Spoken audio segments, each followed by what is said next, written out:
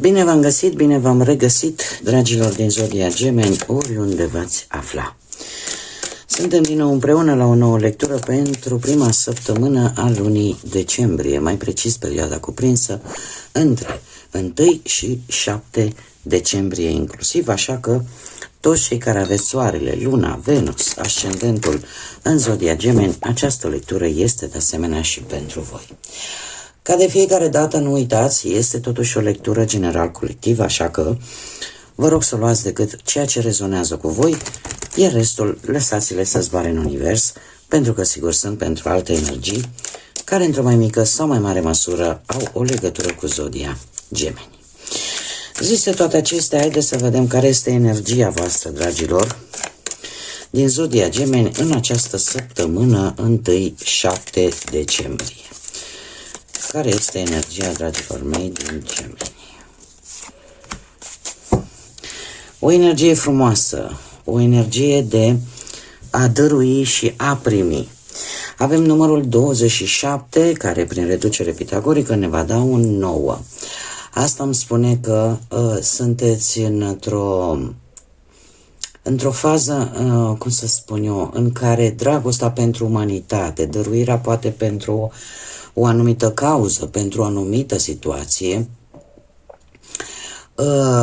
face să fiți poate mult mai altruiști, să vă gândiți poate mult mai mult la ceilalți și nu este de mirare, cum am mai spus, este o lună foarte spirituală pentru mulți dintre noi și în afară de asta avem, nu, pe 6 decembrie îl avem pe Sfântul Nicolae și atunci toată această stare, da, de a dărui, dar în același timp de a primi, cu atât mai mult cu cât poate pe unii dintre voi vă și cheamă, aveți o legătură de nume cu acest sfânt atât de bine cunoscut, mai ales în tradiția noastră, cel puțin românească. Așa că o energie bună, zic, poate că unii dintre voi ați realizat că e necesar să închideți anumite etape în așa fel încât să fiți în postura de a lua-o de la început cu ceva, cu un anumit plan, indiferent care este acela. Dar este o energie, zic eu, mai ales pe partea spirituală, una foarte bună, a da și a primi. Mergem mai departe și haideți să vedem ce ne spune tarotul, ce vine pentru dragii mei din Gemeni în săptămâna 1-7 decembrie, atât pe parte profesională, financiară sau sentimentală. Să vedem.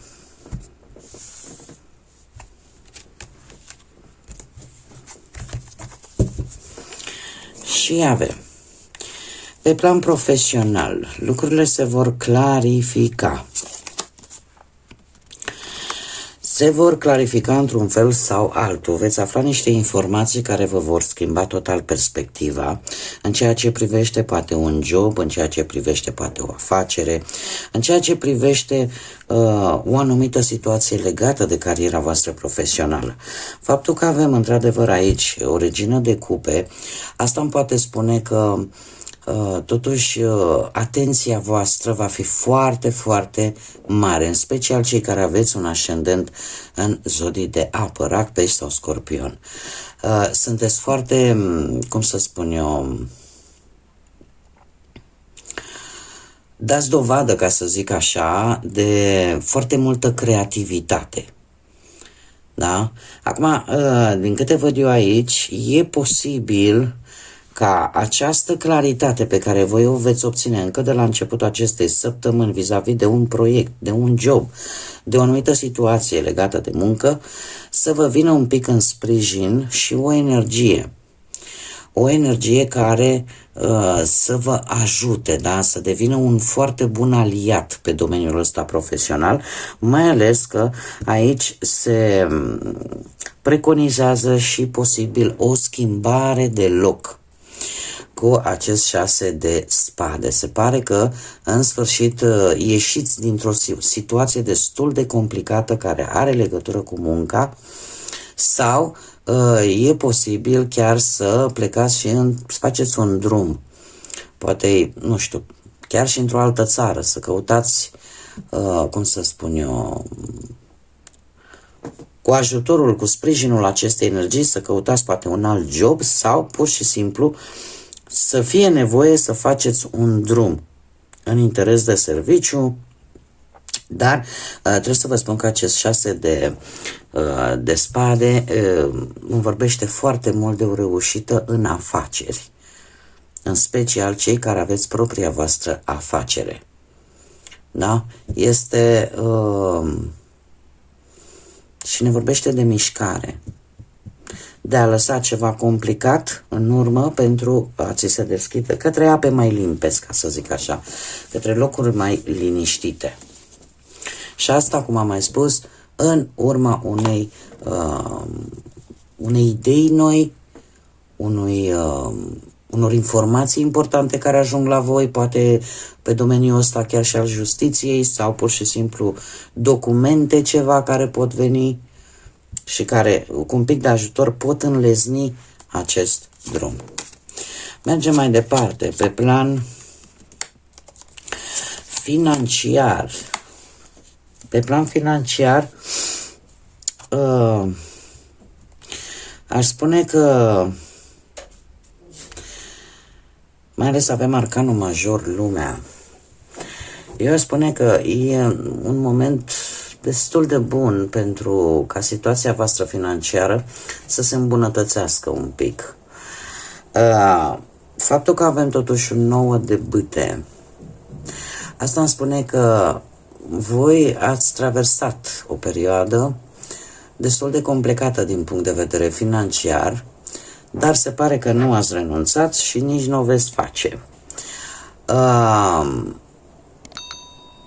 Este adevărat cu 7-le ăsta de bâte că veți încerca, în ciuda dificultăților, să vă mențineți poziția, să vă mențineți voința.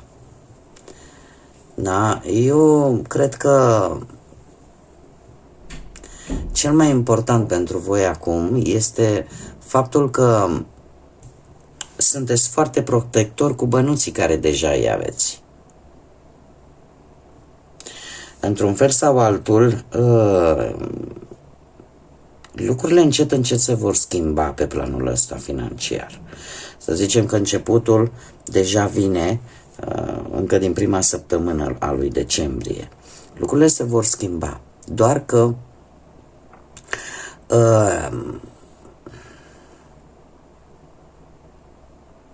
pentru a te extinde, pentru a crește,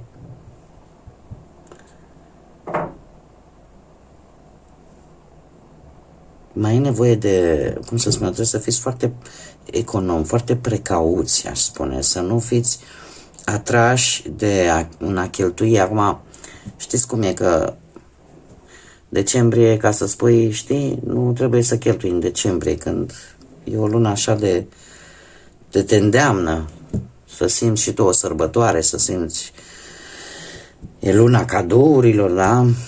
Dar totuși tind să cred că voi ori veți semna un contract bun. Aici ceva bun se întrezărește pentru voi pe plan financiar.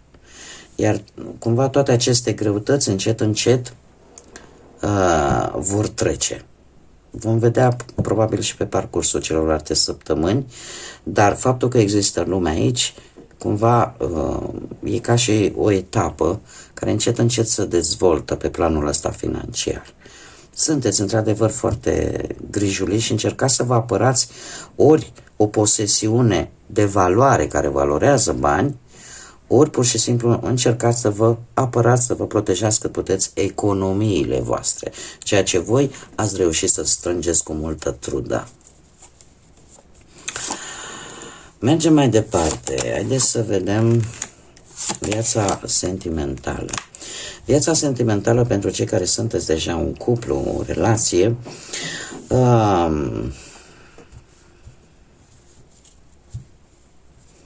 este foarte interesant. Am un 9 de cupe, după care un 8 de cupe. Nu știu dacă voi vreți să faceți o călătorie sau o vacanță, ceva care să vă însenineze un pic viața asta de familie, de relație. Noul ăsta de cupe îmi vorbește foarte mult de o idee bună pe care o puteți avea în cuplu, ori voi, ori perechea voastră. O idee bună pe care zic eu că o veți și pune în aplicare și care vă va ajuta foarte mult relația în sine. De ce? Pentru că avem soare. Nu știu dacă Zodia Leu vă spune ceva, dar interesant cu acest 8 de cupe că probabil că sunteți mult mai hotărâți vis-a-vis de acest proiect pe care îl aveți în comun sau vis-a-vis de această idee bună. Totuși, în același timp, este și un mic blocaj, aș spune. Relația voastră este ok, este, cum să spun eu, cumva parcă nu se vrea. Mai mult, e bine așa cum e și asta totul, comoditatea asta totuși poate fi interpretată și ca un blocaj. Da, pentru că la un moment dat zici, bun, sunt mulțumit cu ce am, nu caut mai mult, mă acomodez cu această situație și atunci apare un dezinteres față de, nu știu, ceva nou care ar putea să vină în relația voastră. Lucrurile astea cumva rămân în urmă, tocmai în urma unei idei, această comoditate. Și asta vă va ajuta în relația voastră. Da? Vă va lumina așa un pic viața asta sentimentală cu soarele. Soarele vine nu numai cu optimism, vine și cu căldură, vine și cu o nouă etapă. Da? O nouă etapă în care relația se cimentează și mai bine. Da? Sau poate dezvoltă foarte mult comunicarea dintre voi. Da? E o pozitivitate specială, ca să zic așa.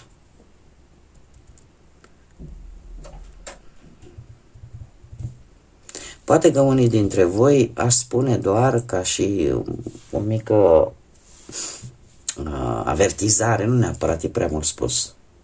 Ceva, o informație în plus, aș mai putea spune doar că e posibil ca unul dintre voi totuși să caute mai multă protecție din partea celuilalt. Dar indiferent cum, se lasă în urmă această comoditate, această obișnuință, rutină, pentru a încerca ceva cu totul și cu totul nou. Mergem mai departe, haideți să vedem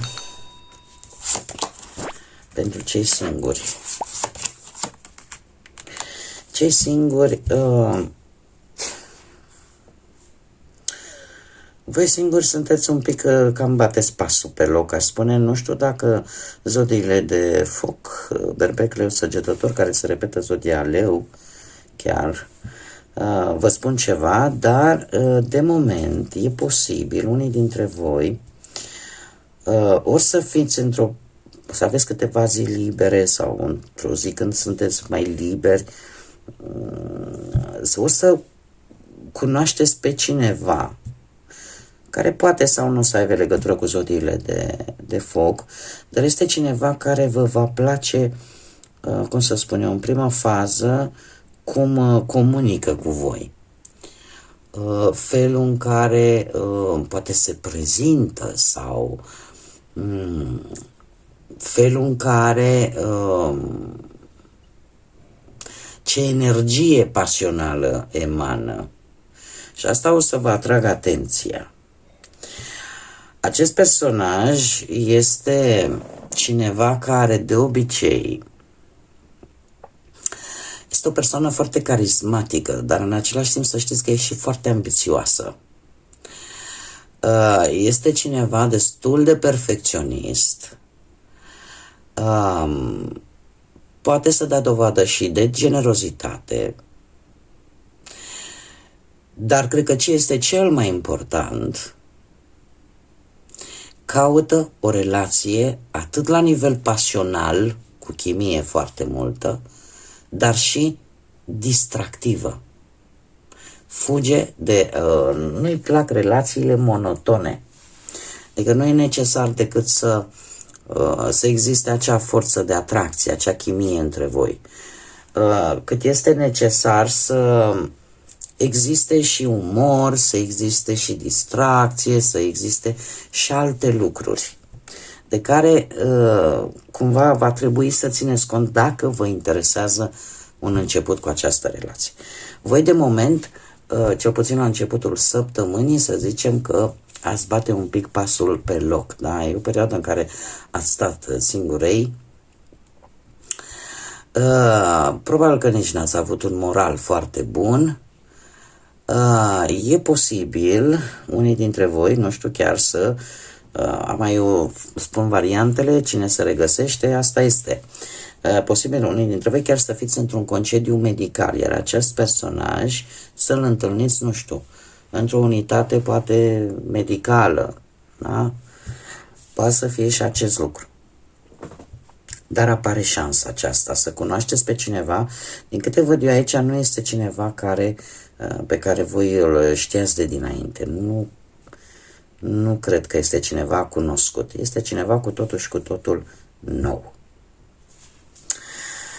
Bun, haideți să mergem mai departe și să vedem ce mesaj are grădina magică pentru voi, dragilor din Gemeni, pentru săptămâna 1-7 decembrie. Care este mesajul pentru dragii mei din Gemeni în săptămâna 1-7 decembrie? Ia să vedem. Frumusețe.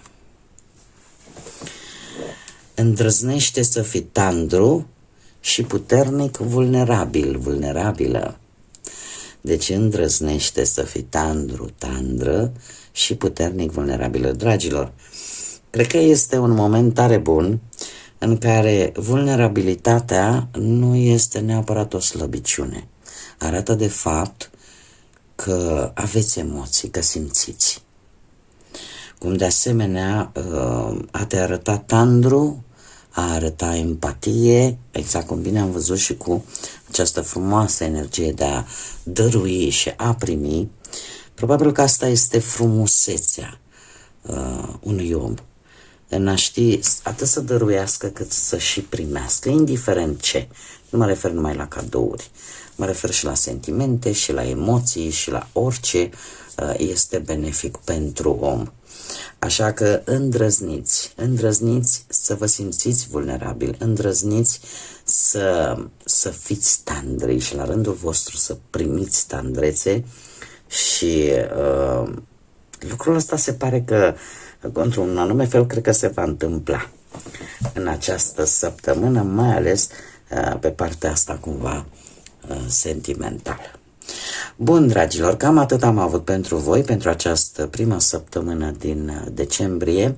Știu că poate mulți dintre voi aveți, așa cum am mai spus, legătură cu Moș Nicolae sau Sfântul Nicolae, așa că la mulți ani tuturor celor care au o legătură de nume cu acest sfânt important al nostru și fie ca înghetuțele voastre de Sfântul Nicolae să vă aducă liniște, să vă aducă pace, să vă aducă echilibru, să vă aducă tot ce e mai frumos, în așa fel încât să începeți această lună a sărbătorilor de iarnă cu o energie cât mai bună.